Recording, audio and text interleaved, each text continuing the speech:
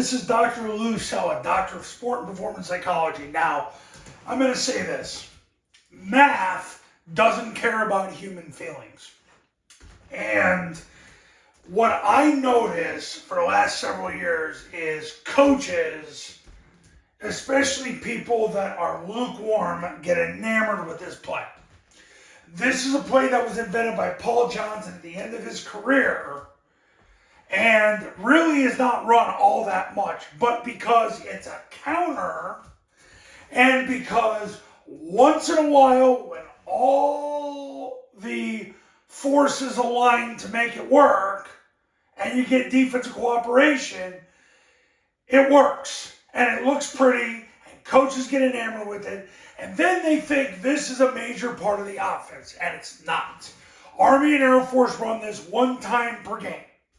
That's it. It's a glorified gadget.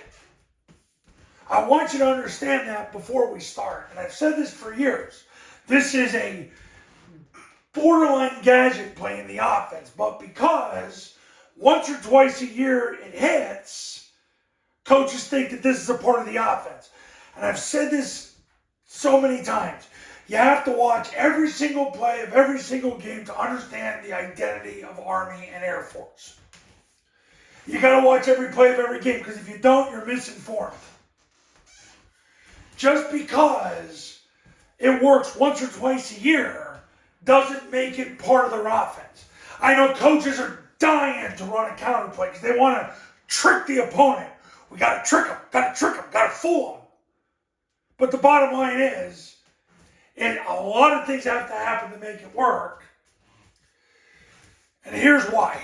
You get into the spread formation, quarterback's under center, tackle blocks down, guard blocks down, center blocks back. The guard has to wrap the first person off the tackle. Got to wrap him. Once he wraps him, the tackle overlaps him and wraps the next guy. Now, you're saying to yourself, what happens if you can't wrap him? Guard has to kick him. Tackle, if you can't get around him, has to turn up inside, and yeah, you got yourself counter tray. But I'm going to tell you, when the defense forces you to trap instead of wrap, the play very rarely goes anywhere. You need a double wrap for the play to go anywhere. So the guard has to wrap. If he traps, tackle's got to turn up.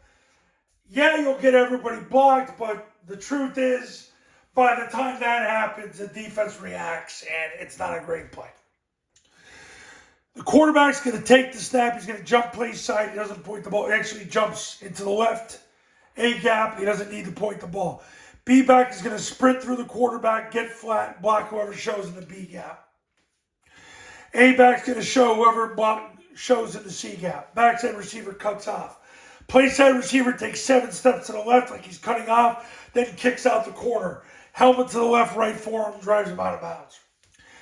A back runs the pitch. So if it's counter keep to the right, that's what it is.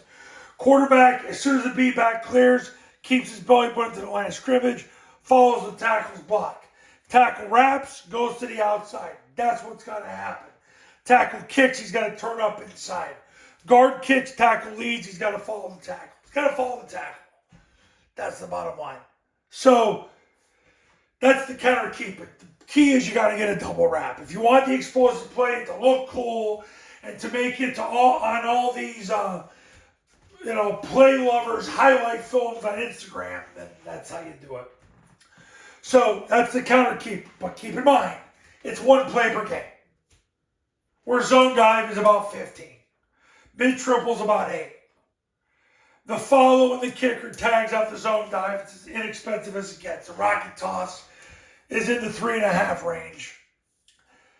And yeah, they're the plays that matter. They're the ones that are going to get you from underdog to champion in a year. This is a glorified gadget.